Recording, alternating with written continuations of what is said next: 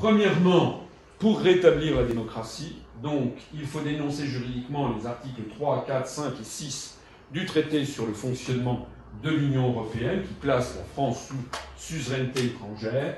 Deuxièmement, résoudre la question de la dette publique. Donc il faut que la France redonne à la Banque de France son pouvoir régalien de financement de l'État et des collectivités publiques, ce qui impose de dénoncer l'article 123 du TFUE, le traité sur le fonctionnement de l'Union européenne. Troisièmement, sauver l'agriculture et les agriculteurs français qui sont en pleine débandade. Il faut que la France dénonce juridiquement plusieurs articles des traités européens, notamment ceux qui codifient le marché intérieur de l'agriculture. Il faut dénoncer les articles 32 et 39 du TFUE. Quatrièmement, sauver l'industrie et nos emplois. Vous savez qu'actuellement, c'est une débandade effrayante, puisque depuis 2009, 2010, 2011, sur les 3 dernières années, la France a perdu 900 usines, et actuellement, nous perdons 800 emplois industriels par jour ouvrable.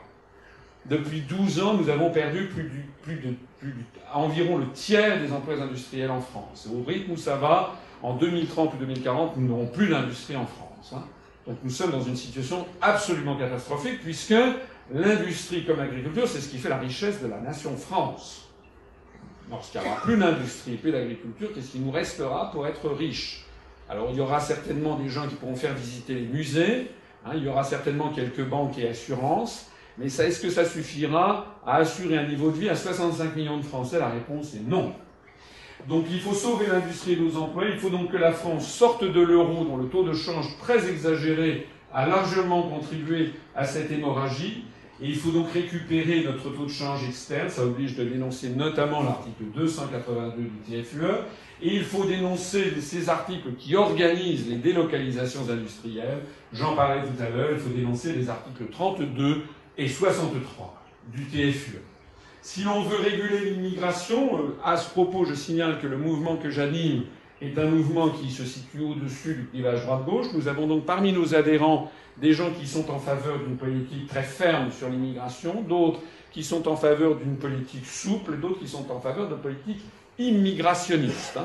Et c'est normal que tout le monde se retrouve chez nous, puisque tout le monde considère que la priorité des priorités, si l'on veut traiter de cette question, c'est d'arrêter d'envenimer le débat, comme certains prennent un malin plaisir à le faire, puisque ça ne sert à rien, puisque c'est de toute façon pas la France qui décide des questions migratoires depuis le traité d'Amsterdam, où ces pouvoirs ont été transférés à l'Union européenne, notamment les articles 67, 77 et 79 du TFUE, qui réglementent l'espace Schengen, les visas Schengen, les politiques d'asile, les politiques de renvoi à la frontière. Tout ça est décidé par Bruxelles.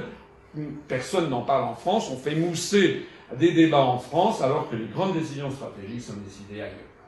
Le 6e point, si nous voulons préserver la santé et l'environnement, alors il faut dénoncer les articles 168 et 169 du TFUE qui ont assujetti des règles élémentaires de santé à des besoins commerciaux du style assurer le marché intérieur. Je donnais des exemples caricaturaux hier qui sont très parlants. Pourquoi la Commission européenne a par exemple autorisé l'huile de moteur, n'est-ce pas, dans l'huile d'alimentation. Le 7e point, si nous voulons conserver nos services publics et notre patrimoine national qui fait l'objet d'un pillage, alors il faut dénoncer de nombreux articles des traités, mais en particulier l'article 106 du TFUE. Si nous voulons défendre nos retraites et notre politique économique et sociale, alors il faut dénoncer ce que le système dit des grandes orientations de politique économique fixées par la Commission européenne et auxquelles les États doivent obéir désormais sous peine de pénalités financières colossales qui ont été adoptées en septembre 2011. D'ailleurs, avec le soutien des députés de ELV, si par exemple le prochain gouvernement français n'obéit pas aux grandes orientations de politique économique fixées par Bruxelles, c'est-à-dire augmentation de l'âge de départ à la retraite, c'est-à-dire privatisation à outrance des services publics, si le prochain gouvernement, quel qu'il soit, mais ça sera particulièrement gratiné si c'est le gouvernement après une élection de M. Hollande, eh bien si le gouvernement, quel qu'il soit, n'obéit pas à ces instructions venues de Bruxelles, eh bien la France recevra d'une pénalité de 0,1% du PIB, c'est-à-dire 2 milliards d'euros. Et cette disposition léonine, une disposition qui porte atteinte à la souveraineté nationale de la France comme des autres pays, a été voté au Parlement européen par Madame Eva Joly, par Monsieur Cohn-Bendit et par la plupart des députés européens du Parti socialiste. Je ne parle pas, bien entendu, des députés européens de l'UMP et du MoDem qui ont aussi voté pour. Donc il faut bien voir que vous êtes les victimes, vous êtes les manipulés par des gens qui disent à Paris ce que par ailleurs, qui combattent à Paris une politique qui n'est que la conséquence des décisions qu'ils soutiennent en catimini à Bruxelles.